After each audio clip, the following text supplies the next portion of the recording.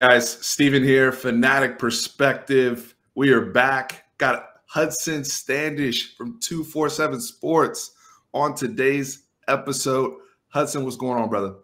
Man, I'm pumped to do this. Little collab in the mix. I love it. I'm pumped.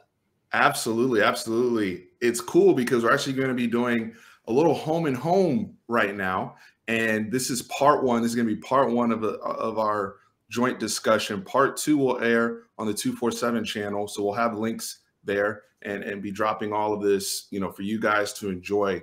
But right now on part one, we're going to kind of handle some big picture topics around Texas football, everything you guys want to talk about. And then part two, we'll get into, more recruiting, scheme, player personnel, things of that sort, a little bit more nuanced conversation. So excited to dive into all this with Hudson. I feel like one of the guys I've always looked up to and followed, your career, Hudson. Just a pleasure having you on the program.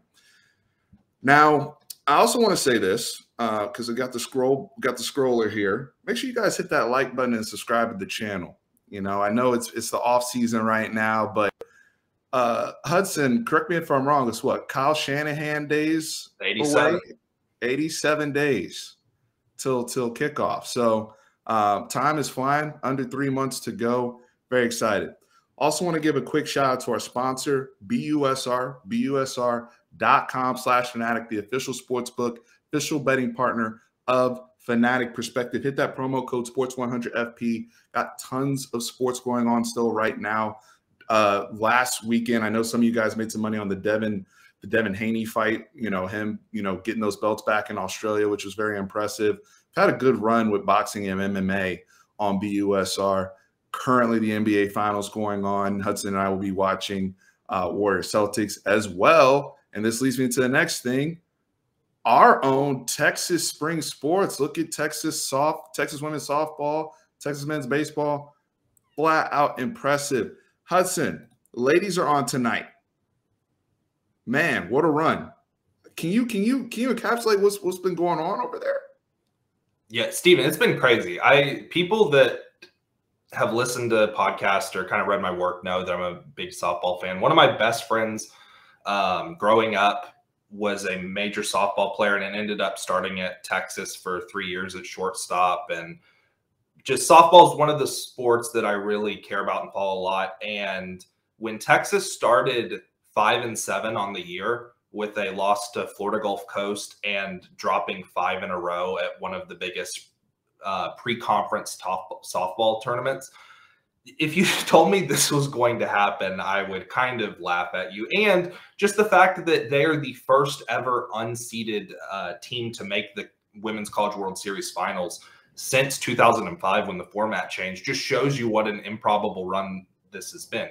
Now, we've got a special edition of the finals with the Red River shootout going on against #1 Oklahoma, who's looking to go back-to-back and is probably one of the better softball teams of all time. I believe they're 54-3.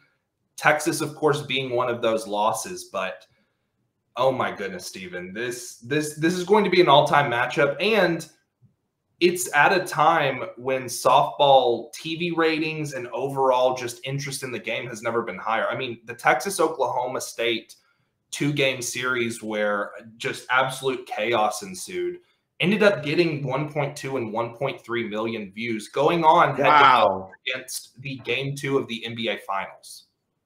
Wow. So interest has never been higher, and Texas versus Oklahoma is going to break some ratings. And at the very least, I just want them to steal one game, get another win versus Oklahoma, force that game 3, and just see what happens from there.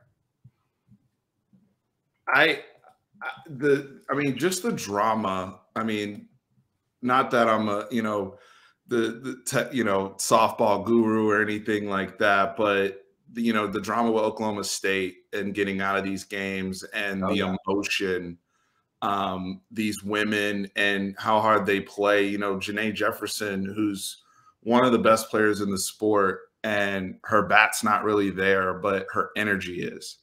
All these young ladies and their will, people stepping up. You talked about how rough it was at the beginning of the season, unseeded, unprecedented run.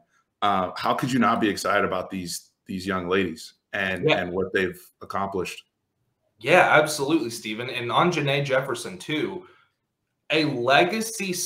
Her legacy was always going to be there, but this is that next step for her to where it's almost a guarantee she's going to be in the Texas, Hall of Fame, like a 4-time All-American that now has basically led her team to the best finish in program history.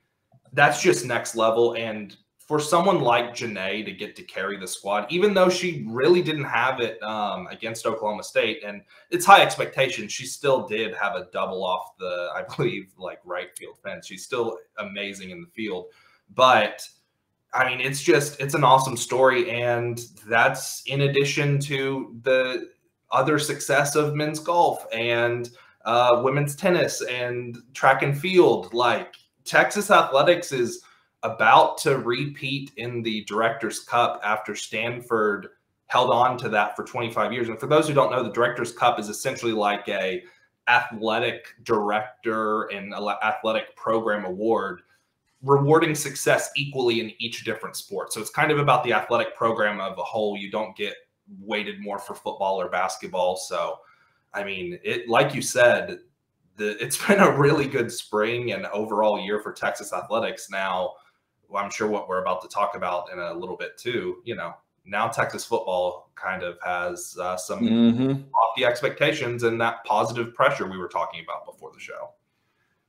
Texas baseball had immense expectations before this season started, because you're right. We're getting ready to segue into football, but no, I love the baseball talk too. Let's baseball, getting to the super regionals now and what they'll have matched up in the experience a lot of these guys have from their run to Omaha last year. I think you're starting to see that pay off regardless of the injuries or the guys who aren't there, things of that sort. They've really weathered the storm. Despite, however, if you want to say it's a disappointing season, however you want to characterize the season, they're delivering now. And it's the same thing, like you're saying, across all of these sports. We're wishing them the best of luck. I think they start on Friday. Friday, I think at noon or noon Eastern. Okay. And you guys can put in the comments, to help everybody out tuning in, because this video will drop before then. But here's the thing, Hudson, and this is the real first talking point I want to get into. Regardless of how baseball does, and softball's already at that, it's Texas OU, a Big 12/SEC championship game going on there. But can you speak to the positive pressure? I believe this is positive pressure that gets put on the football program. And what I mean by positive pressure, I think there's different forms of pressure. There's pressure for all of us every day we go to work. We want to do a good job. We don't want to lose, we want to put together a good performance. We want to make money to feed our families. There's pressure sometimes negatively from, whether it could be people in the media who are trying to get you out of your job, things of that sort. There can be individual pressure that's both positive and negative for you to perform your best, but sometimes it's too much and causes anxiety. We talk about mental health within sports and the importance of that. But there's a rare form of pressure going on at Texas right now. And when everybody's popping, and football's 5-7 last year, and you're coming back and we have all the new faces and the roster turnover, I think that's positive pressure on Steve Sarkisian and this football program. What say you, Hudson? Yeah, Stephen, when you mentioned this to me pre-show, and we were kind of just talking about, I just love this concept. And to be clear, and I think that this is something that people might think, there's always going to be pressure for Texas football, regardless. Every other sport could stink, and the pressure is still going to be there. But what Steve and I are talking about is this positive pressure of, let's say that Steve Sarkisian even does have a breakthrough year. Texas goes 10-2, and maybe they don't win the Big 12 title. There still is that positive pressure on him and the staff where, okay, let's level up. We're never going to be satisfied with not winning the national championship at Texas. When you look at almost every single sport, and obviously women's sports is unreal right now. The big three sports, volleyball, perennial national contender. Look what Vic Schaefer has done to elevate the women's basketball program and what Mike White has done for the softball program.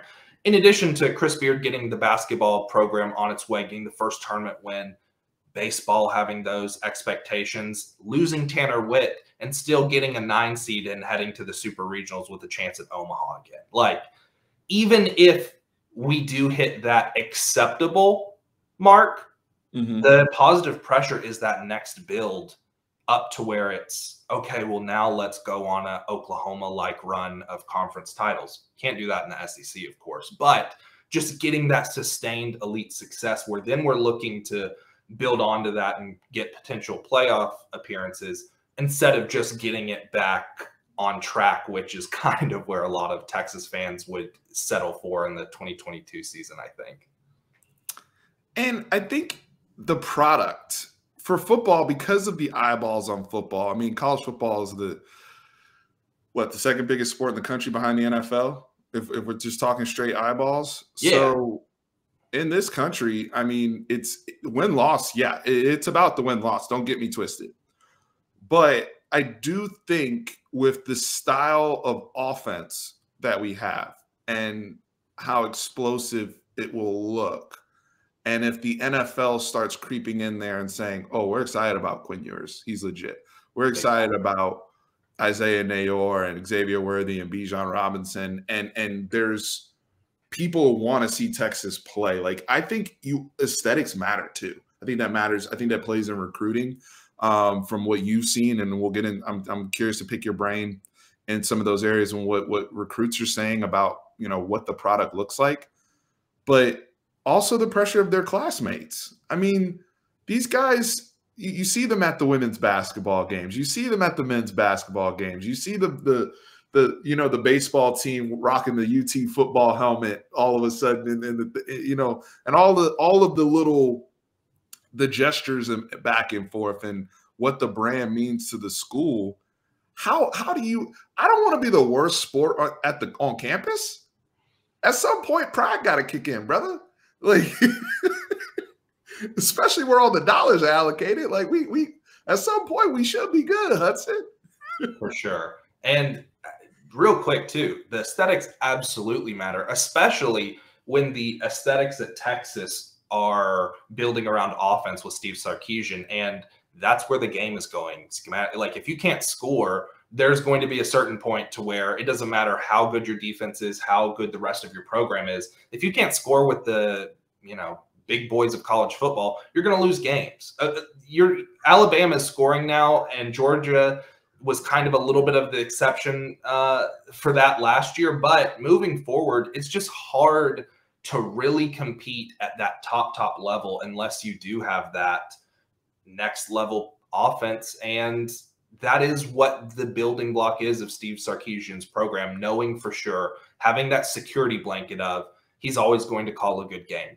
Did it kind of go off the tracks last year? Yeah, absolutely. I'm not saying that was perfect or that every single game he called last year was perfect. But you did see the vision of, hey, we can go into these Red River games now and we're not going to have a performance where all of a sudden the offense can't score in the first half, or we need Sam Ehlinger to go hero mode to scrap us to overtime. Like, no, you saw that when it came to big games, like the scheme specific stuff, maybe they didn't have the personnel, that was there. I mean, there was also execution problems, whether it's missed throws, drops, guys not doing their due diligence and setting proper protections and things of that sort. So I completely agree. I do think with Sark as well, the meritocracy aspect of the program, and I think it's going to be a little easier this year than it was last year. We all know it started with Casey Thompson, Hudson Card, and the decision there, and then the decisions that were made after the season started between the two quarterbacks.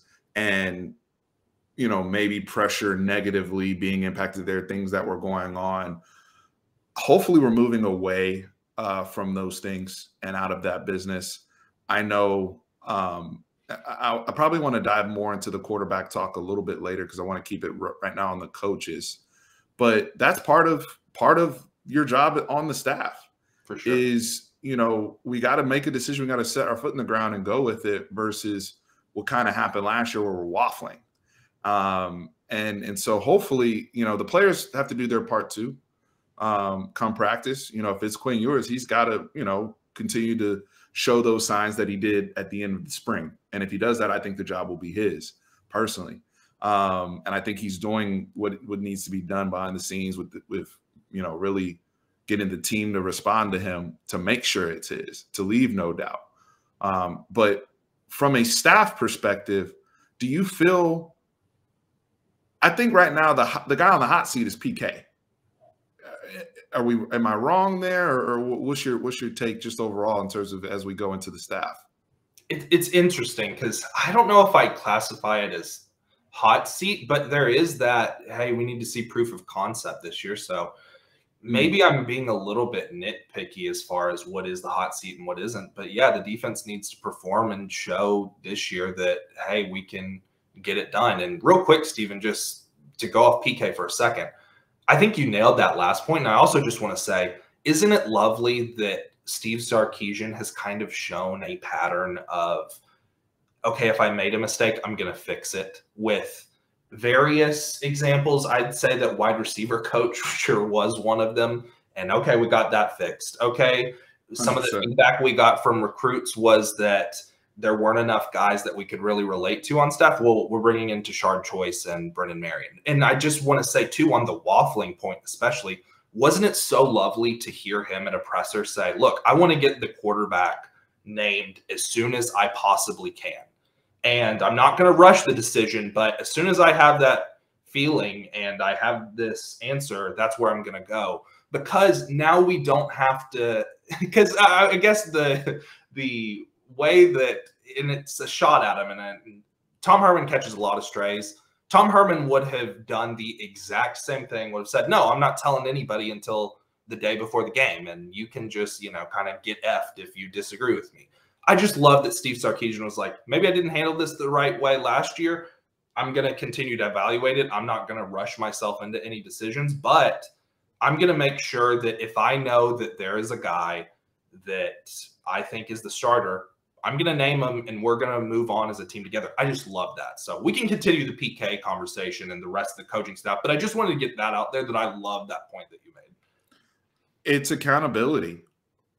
And it's accountability that this entire organization, I will say from the school president going back, not throwing anything at Jay Hartzell, but even before, top down, that there's been a lack of accountability at the University of Texas. This has been profiled many different ways, many different times, whether we talk about culture or things of that sort. But we just opened this video talking about the success of every freaking program on the 40. So even that, to me, that can't be an excuse anymore, in my opinion.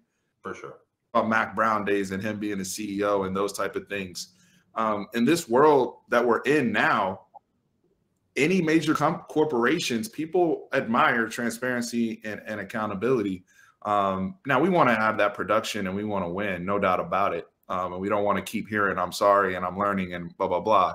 But when it's real and it's genuine the way he delivered it, and you're not being, at times like whether it was Coach Herman or others, even just because Coach Herman, there's so many football coaches in college like him, that are militant, my way or the highway type deal. So it's not exclusive to Tom.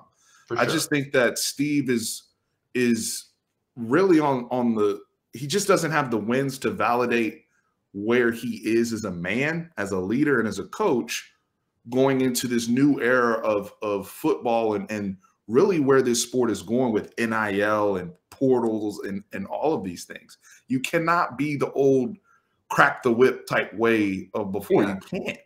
You can't in this business anymore. And I think you're seeing those people that are that way have either had to adjust or they're phasing out of the sport. And PK. Steven, go ahead. Real quick too, Steven. Again, I feel like when Nick Saban makes a move in college football, if you are disagreeing with him after he adjusts, then I do think that that's almost put the cow out to pasture time. And when Nick Saban is talking about during the offseason, yeah, for the past 2 years, I kind of have had to adjust my coaching style. And guess what? It's working better now. I'm getting better feedback from kids. Guys are buying in. People want to be in my office now and talk to me because I've changed the way that I kind of handle chewing guys' asses and, kind of getting after people and how I recruit. Similar to how Nick Saban was like, okay, football's changing a little bit. I don't need to be single back. I don't need to be exclusively in 12 personnel all the time or 22 personnel all the time.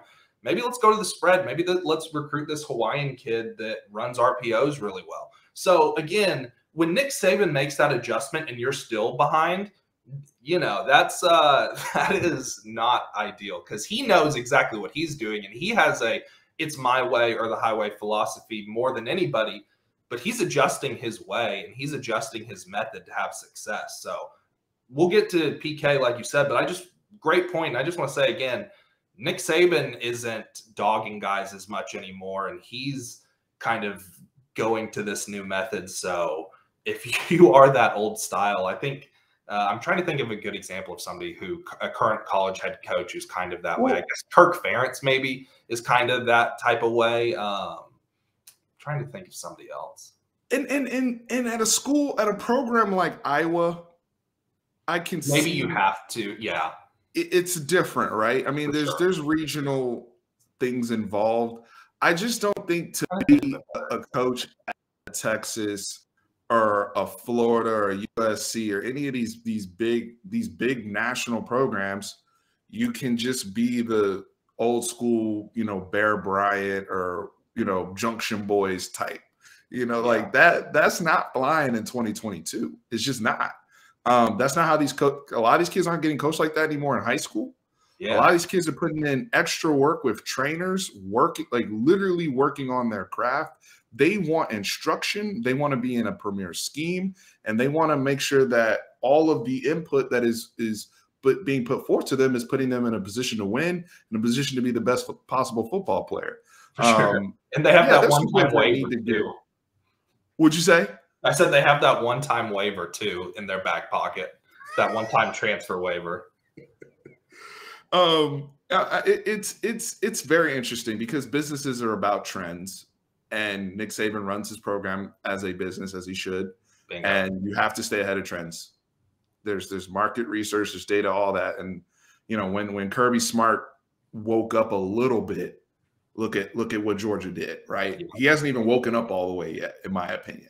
But when he woke up a little bit, he still got a natty.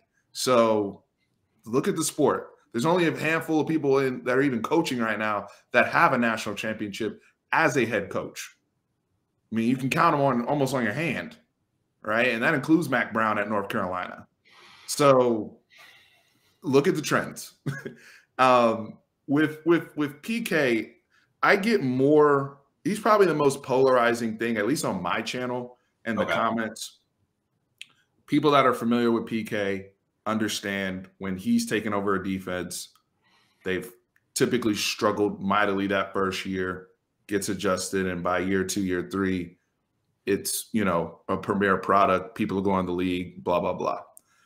Do we have the patience for that here at Texas? Do we have the personnel to see that type of improvement? Where do you, because it sounds like you're still pretty confident with what Pete Kwiatkowski can bring to the table. For sure. First off, I do think that he's a brilliant defensive mind. Like off top, looking at his resume last year, plus what we've seen at Washington and all of his stops, like he is a brilliant defensive mind. I do think that the personnel issue is what really holds me up about believing in this defense this upcoming year. I don't think they have the the premier edge talent to really optimize what he wants to do on defense. I like Ofi. I like Baron Sorrell a lot. I think that Finkley's going to be great, but there are also again, I say this about every show. There are a lot of expectations for Justice Finkley that I just want to tap the brakes on people. Like, guys, it's hard to get 6-8 sacks in a college football season. Don't put these, starter all conference expectations on a true freshman, even though we do know how good Justice Finkley is. Steven, that's just kind of the thing that I'm worried. I'm worried about personnel more than I am scheme, even though there was some scheme stuff last year as far as properly fitting wide zone and just, run fits in general. I do think the linebackers are going to be better this year, which was a major problem last year. And I think that moving Anthony Cook to the safety spot is going to be great. Jahdae Barron's probably going to be really good at nickel, but I am a little bit hesitant until we just see that proof of concept of fully giving my own, albeit worthless, stamp of approval for, I think that we're going to take that next step as a defense next year. I think they could, and I think that if they do, people better watch out because the recruiting at edge that's going on right now and how PK is recruiting linebacker and various, they're going to be loaded eventually. But again, Steven, like you mentioned, it's just that kind of age-old question. Is he going to be given the time to do so? And if they are as bad or even just slightly better than last year's defense, do you deserve a year 3 if you have 2 years of pretty dog-awful defense? I don't know. That's just the interesting thing to me. A lot on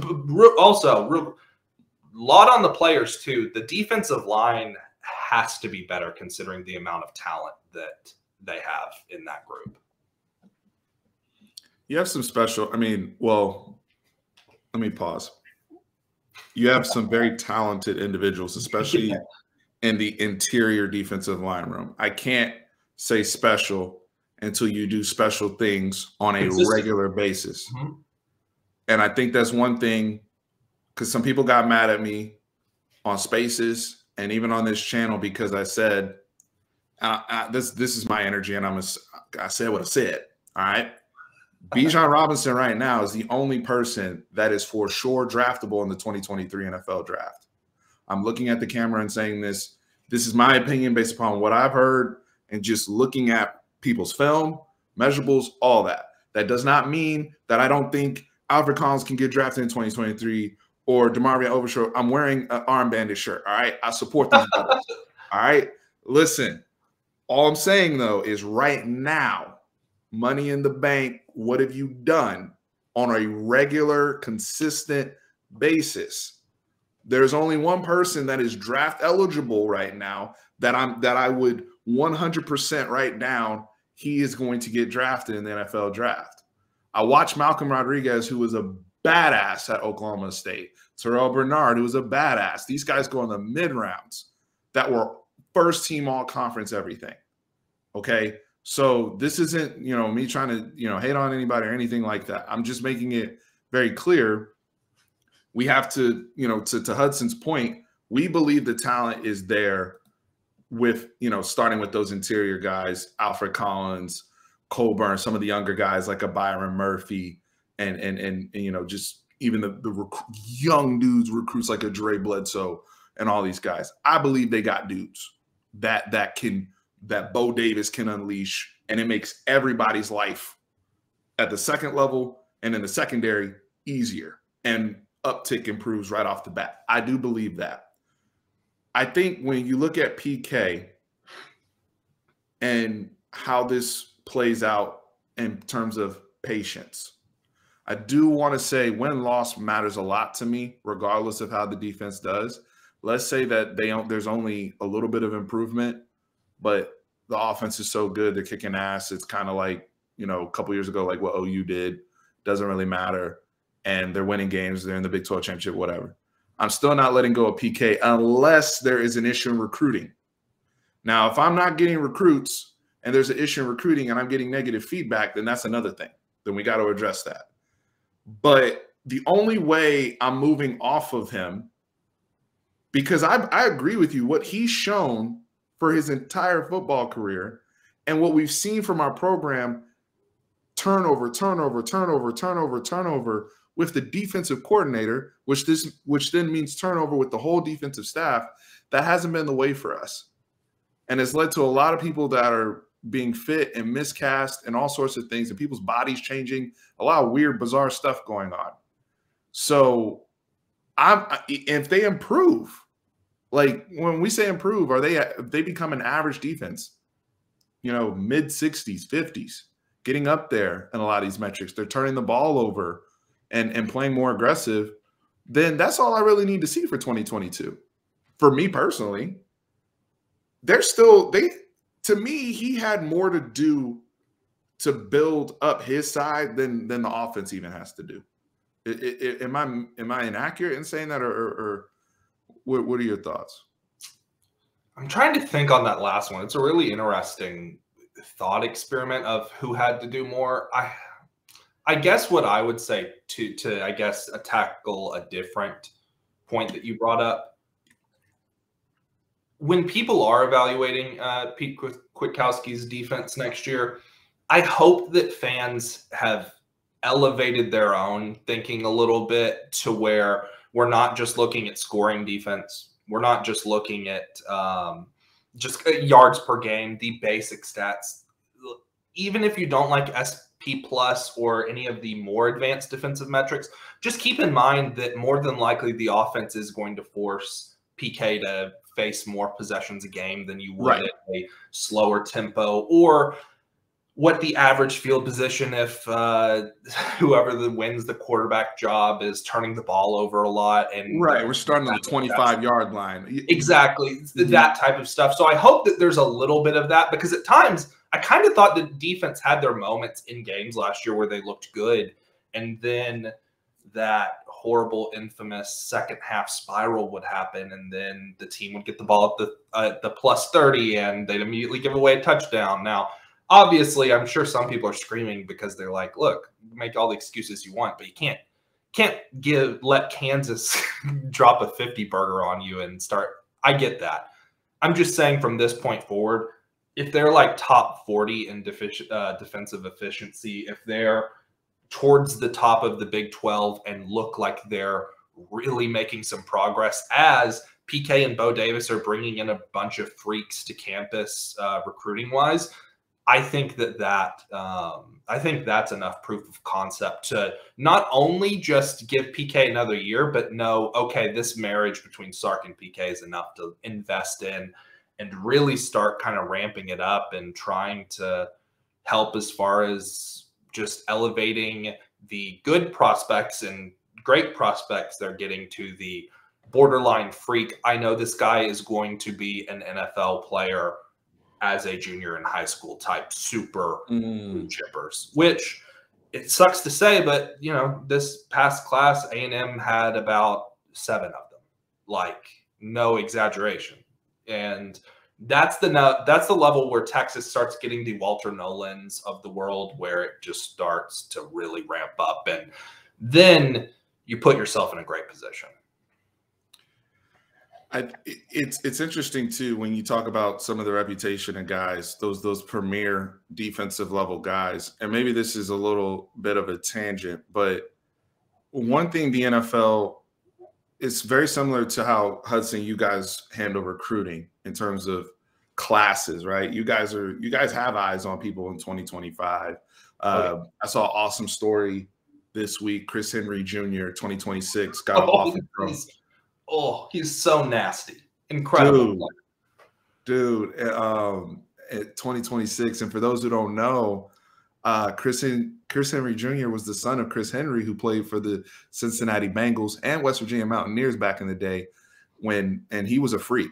Father was a freak, just unbelievable player, and unfortunately passed away 2009 in Charlotte, North Carolina.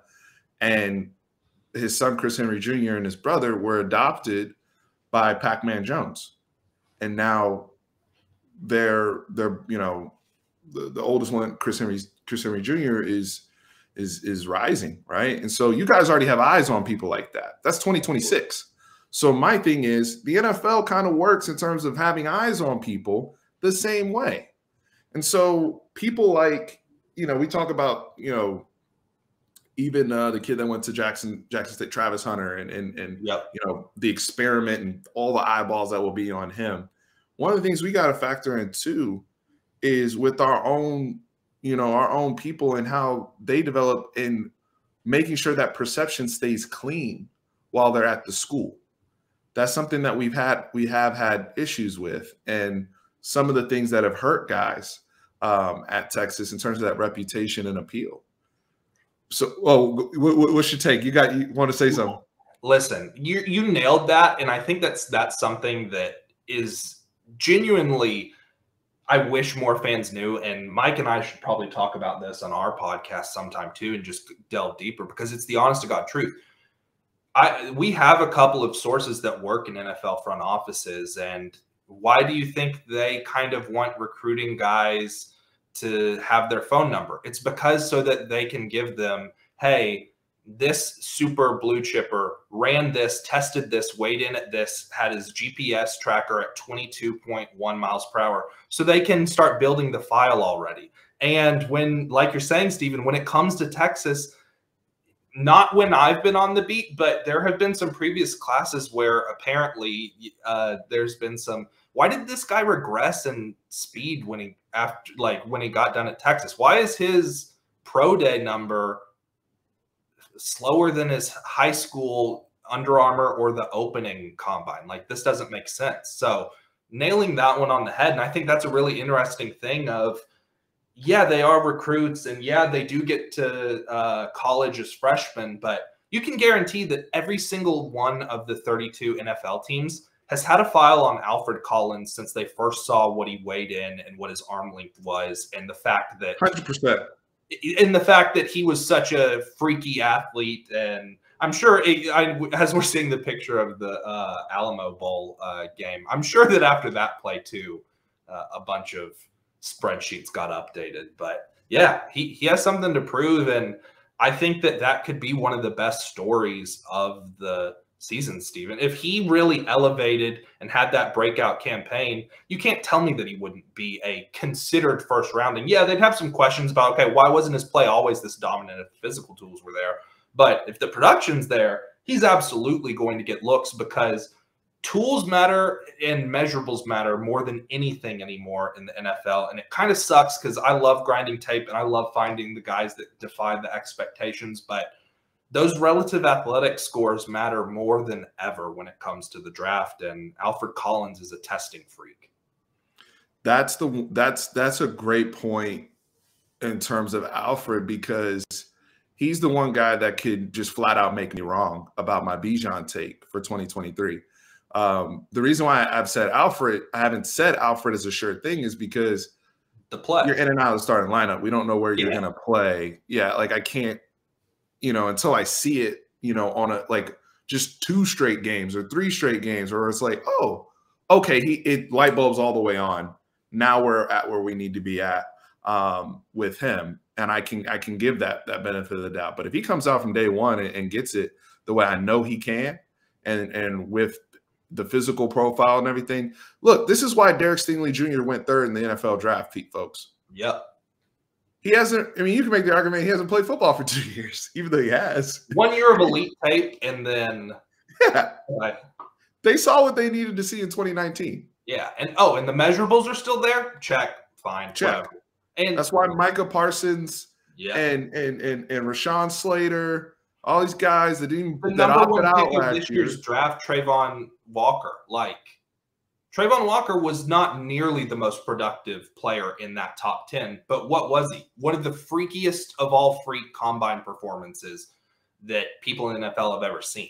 So that's just that. And Stephen, too, I appreciate you having that take on Alfred Collins, because one of the things I've noticed in the Texas market, and this isn't just one site specific, it's kind of too many people don't pay enough attention to the draft. And when they're doing their articles, it's like, oh yeah, Josh Thompson's going to be a 3rd rounder.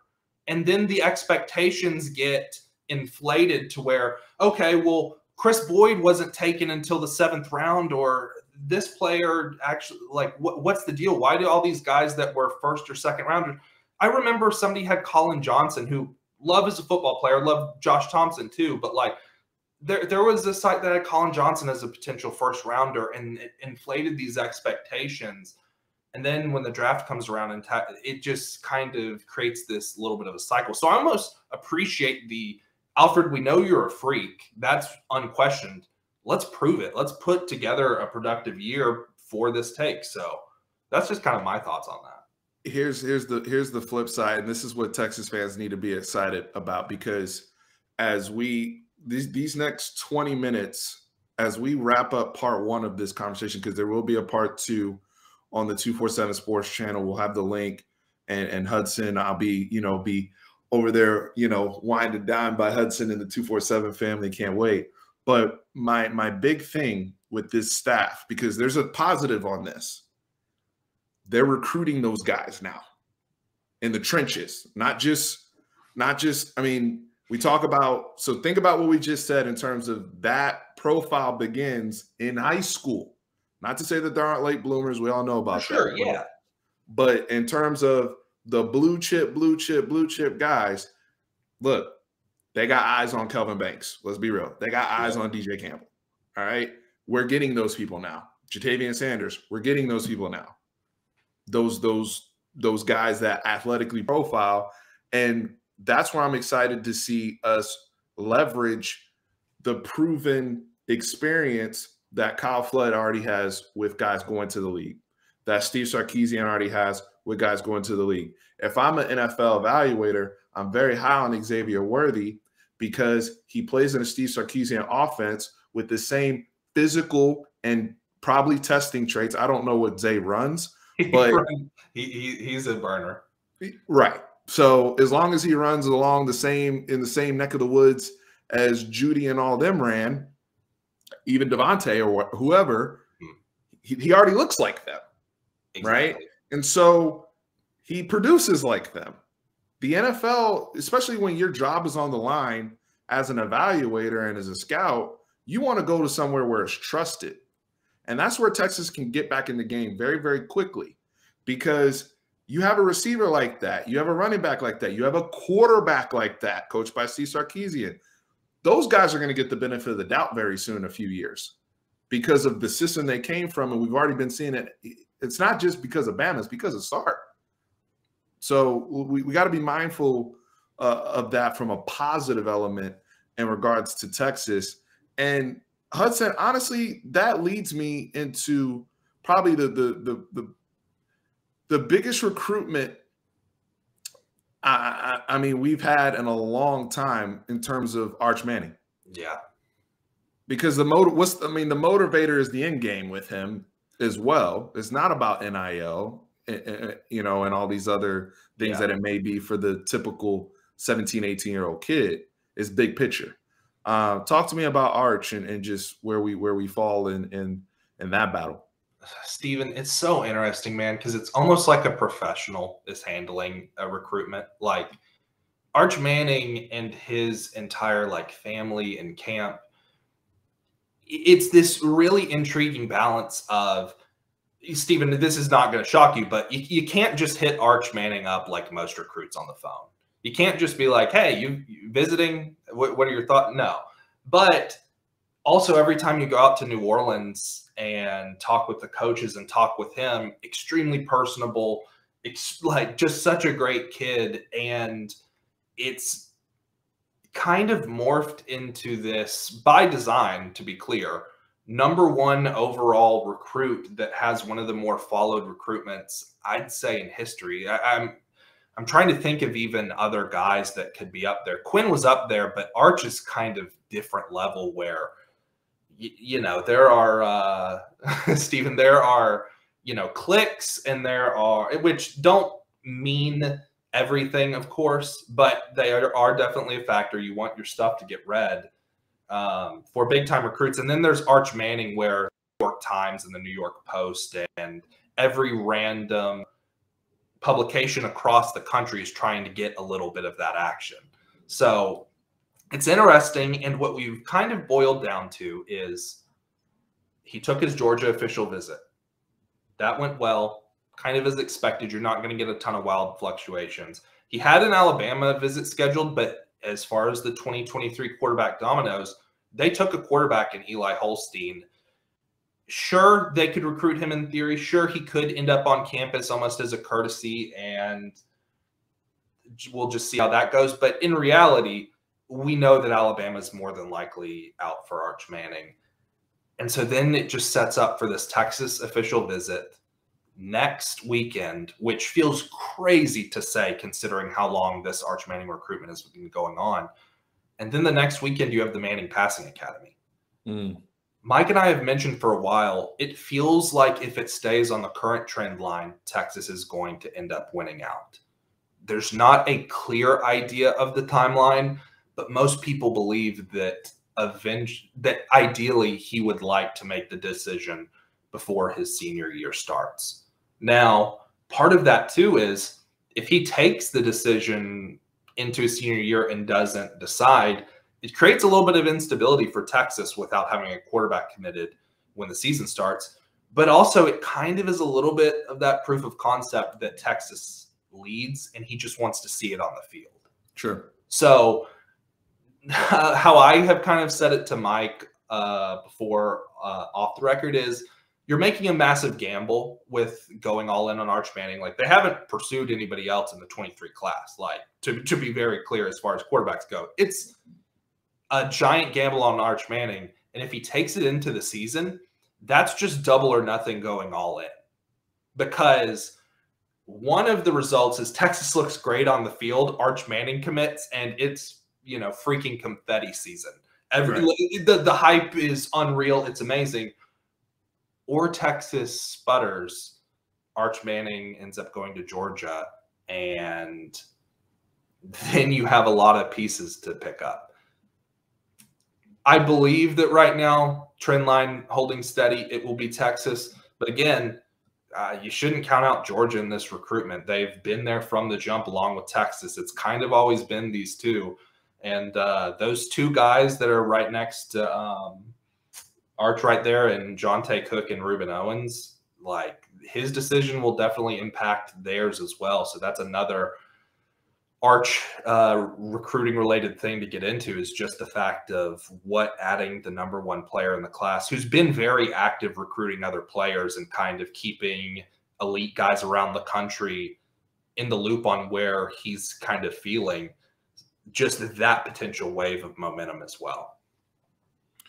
I know you have some stuff on Cedric Baxter and maybe him being that back, and you know, Reuben Owens entertaining Texas A&M and others. But the point is, the bigger point is, like you said, the amount of people Arch Manning impacts, schools, and us really going chips in for a while. It's always been this way since Sark has been here in this recruitment. We've been all in on Arch, and how that impacts everything else and what could or could not come. It does leave us in limbo until he makes his decision. And if it plays into the season, you know, positive or negative, however you want to put it, I always try to look at things on a positive end. Yeah, I mean, you are relying then, like you said, on your proof of concept. Hopefully your proof of concept is fire. And now it's like, okay, well, this is the same offense. We're sure. Let's go ahead with it. And, you know, we have that nice little buildup before the first signing day. But it is a gigantic risk. And the other reason why I think it's a big risk, I mean, just myself personally, I understand the gravity of Arch Manning, the recruit. I understand what he is as a player. I do think he's a 5-star quarterback. Do I think he's on the level of a Quinn Ewers as a, you know, surefire, no, all those type of crazy wicked tools? I don't necessarily see that personally. But the point is, no athlete we've ever seen is coming up with this type of pedigree either. That has to factor, especially knowing the Manning family and how they train, how they think, process. To me, Arch has his floor as a player has to be higher almost than every other quarterback just because of who he is. So we factor those things in. Yeah, for sure. And it absolutely matters. I do think I'm with you personally. I don't see Arch as the #1 player in the nation in a very loaded class with a ton of other good quarterbacks. But I do think he's a 5-star. And I do think that the people who act like the Manning pedigree doesn't matter. The truth is, I played quarterback in high school. I have been around the game forever. Having that sort of institution behind you, teaching you the game. I mean, Stephen, we've been told that Arch is actively game planning alongside his OC and his H. He has such a high floor that I think that is one of the reasons why he is #1 for all 4 services. And I think, I don't know how closely you follow college basketball recruiting, but it's almost like if Bronny James had G.G. Jackson's tool set. And obviously with basketball is a more personality-driven sport with your stars. So it's a little different in that regard. But, it is just about the biggest deal. And I don't know. I'm just – But Hudson, the Bronny analogy is a good one. I mean, not only that they're both 2023, but the fact that you have the in Archie's case, his father's Cooper, but his 2 uncles, Bron as the father. Arch has 2 generations, right? So you still got Archie, who grandpa, and that's insane. That's like if there's it's really. I mean, you talk about. If we want to nerd out here, DJ Wagner will be 3rd generation because Milt Wagner played in the NBA, and that's a great one. Yeah, he's going to be 3rd gen, but that's so rare, and it's rare that 3rd one. It's not just that you're, we see how many offspring of, descendants of Muhammad Ali that are still boxing. You see these people pop up. I'm not trying to throw any disrespect on anybody out there, by the way. I'm not trying to cook nobody. But I'm saying it's very rare that you see a guy that you see him throw the football and it's like, oh, the talent's there. You see the size. You see the will and, like you said, the knowledge for the game, the hunger to get better. He is literally like they cloned themselves and added some extra athleticism of Cooper. It's very interesting. So this recruitment is one of the most important recruitments in college football history. Yeah. I really think we'll look back at this however it goes. I think this is one of the most important recruitments in college football history, at least in recent history. And it's important too when people that don't give a F about recruiting are like, yo, Arch Manning, just wanting to get some info. Mike tells this story all the time, and it's the truth. I was there when it happened. That his grandma called him and was just like, "Hey, I heard that I saw an article. Texas is going after a Manning kid." I was like, "Yeah." So it's that level. And before we hop off, just 2 things I do want to make clear. We do think that he will decide before his senior year starts, as far as timeline goes. That's kind of what we believe. Sure, he could take it into the fall, but the preference is to get it done now, whether that's Texas or Georgia, however the trend line fluctuates. That's kind of what we're thinking. And then on Cedric Baxter, you kind of mentioned him real quick before we go to. That's an official visitor this weekend that is just about as big as it can get. Ruben Owens was committed to Texas, decommitted almost so long ago that it kind of doesn't feel like it matters anymore that he decommitted. But it feels a little bit like A&M is surging there. And there's been a lot of twists and turns in that recruitment. So you don't want to panic too much or make a misstep when it's just playing its natural course. But Tashard Choice is such an amazing recruiter that the number 29 player in the nation, number 2 running back on basically every service. And I think a legit case for a 5-star, even though the positional value for running backs maybe shouldn't merit as many 5-stars anymore. Cedric Baxter is that dude, and he is very high on Texas, and Texas is a legit shot to get him. At first, I was a little skeptical because it's a Florida running back with new staffs at Florida and Miami, who he's both high on. He's mentioned that he loves Alabama and that Alabama is a possibility. And then he's also considering Texas and Texas A&M. So when you're thinking about that 5, Steven, you're kind of like, okay, the odd man out might be Texas, but Tashard Choice has kind of put the squad on his back a little bit. And heading into this official visit weekend, I mean, we're hearing a lot of really positive things. So that's just another one that Texas fans should keep an eye on. Sure, Ruben Owens is that in-state guy, and that matters a lot. And Ruben is absolutely fantastic. But, I mean, you already have Trey Wisner from DeSoto, formerly Waco Connolly, in the recruiting class. And now Tashard Choice is going after the top 2 running backs in the nation, and is a great spot for both of them. So just wanted to get those 2 things before we eventually hopped off for part 2. But, yeah, it's extremely exciting. You mentioned some of the recent changes. So in terms of just the recruiting aspect. So first off, shout out to Coach Choice for building that relationship with Cedric Baxter and his family and getting us in that position. That's something that, you know, we haven't missed a beat, honestly, and it's really picked up. You know, I love Stan Drayton to death, and I think Stan Drayton's going to do an amazing job at Temple. But Tashard Choice was what we needed, not just for running back coach, but for a breath of fresh air with this freaking program going out of state, especially out of state, and getting into that southern region, those Florida schools, those Georgia schools.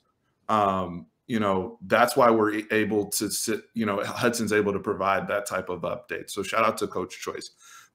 I did want to kind of ask you one thing. The rankings, so some people made some jumps. You know, shout out to the brother Anthony Edmonds out of San Antonio area, who's now a 4-star. See you, brother. One of my favorite kids in the class, both personally and just straight scheme, like straight fit wise. Amazing player and person. And so he made a major rise. There's some people that made some moves, but you kind of broke down off camera, just, you know, you guys picking up on 3 on the composite, and then some other, you know, changes with Jonte Cook. So Jonte Cook is now a 5-star, correct? Yes. So Jonte Cook is now a 5-star on the composite. Basically what happened, they've been, I think, attempting to get on 3 into the composite since around National Signing Day 2. They knew that it was something that needed to happen, and I believe it just took a while as far as just the math and the behind the scenes just programming to make sure that, you know, every kid had their updated composite score. And the other thing, Stephen, too, was that Rivals recently did a re-ranking, kind of shuffled up, did an update, and Jonte, I believe, was the lowest of the 4 major companies on Rivals, and he got a, I believe, 20-ish spot jump, which then with the composite plus adding his on 3 was good enough to make him a 5-star. I honestly think that that's a good spot for him. A composite 5-star. Everybody knows that he's a great player, but, you know, the 247 personal is kind of where I have him, is that high 4. So yeah, that was one of the big updates, and I believe a couple other big risers as well, but I'm blanking on any name. Oh, Samaje Burrell, Texas linebacker commit, right, got a major bump up, which is deserved because he is just an absolute freak. Great pickup from Jeff Choate early. And also, I've talked about linebacker recruiting being good. Jeff Choate caught some heat last year, and some of it was deserved, but he's rebounded with a really good 23 recruiting effort. It's going to be tough for Anthony Hill. That's the one. Yeah, there's some dogs that people really want in 23. For sure. Anthony Hill being the big one. Yeah, exactly. But even if they don't get Anthony Hill, they're in a great spot for Darian Gillette out of Marlin, who's a really similar player, another just absolute freak. They have Samaje Burrell. They're getting Leona Leifau from Hawaii on an official visit. Mike broke that. I heard. Yeah, and that's a really interesting one. So we talked about the pressure a little bit, and shout out to Jeff Choate for kind of showing his chops. And what I've heard, too, is that the it didn't even mention the fact that he was able to get Diamante Tucker Dorsey from James Madison before he was potentially going to take a visit to A&M and check them out. Instead, just decided to hop in the boat. Yeah, we'll just scoop up an FCS All-American real quick. Yeah. which we'll probably talk more about that in part 2. That linebacker room is going to be really interesting because Jalen Ford isn't just going to let somebody come in and take his spot that he earned throughout the spring. So that'll be interesting. For sure. Hudson, thank you for joining, making your debut on Fanatic Perspective. Folks, please follow Hudson on Twitter at 247Hudson. You know, everybody at 247, Taylor, Roach, Jeff Howe, you know, Chip, everybody over there just doing great work. And, you know, the spaces you guys put on as well, and just keeping the fans up to speed and being very personable with us. Really appreciate the work, effort, everything you guys do to provide content to us and keep us going. Everybody's so excited for fall camp to start, and we get those dailies. I can't wait. Oh man. So we're gonna pick this conversation up, part 2. Like we said, part 1 was more big picture kind of items. Part 2, definitely gonna talk quarterback over there. And scheme and more just breakdown of everything else with this season, this roster, these coaches, everything. We're going to get more granular with it in part 2. And so we'll post the link there. Shout out to our sponsor, BUSR, busr.com/fanatic. Hit up that promo code sports100FP, 100% free play match on all initial deposits. There's a 5-time rollover on that. NBA Finals, player prop bets. Jason Tatum's probably not going to have a negative 36 again. You know, there's a lot of stuff to look into there that y'all can have a lot of fun with. How many threes Steph Curry's going to hit tonight, whole bit.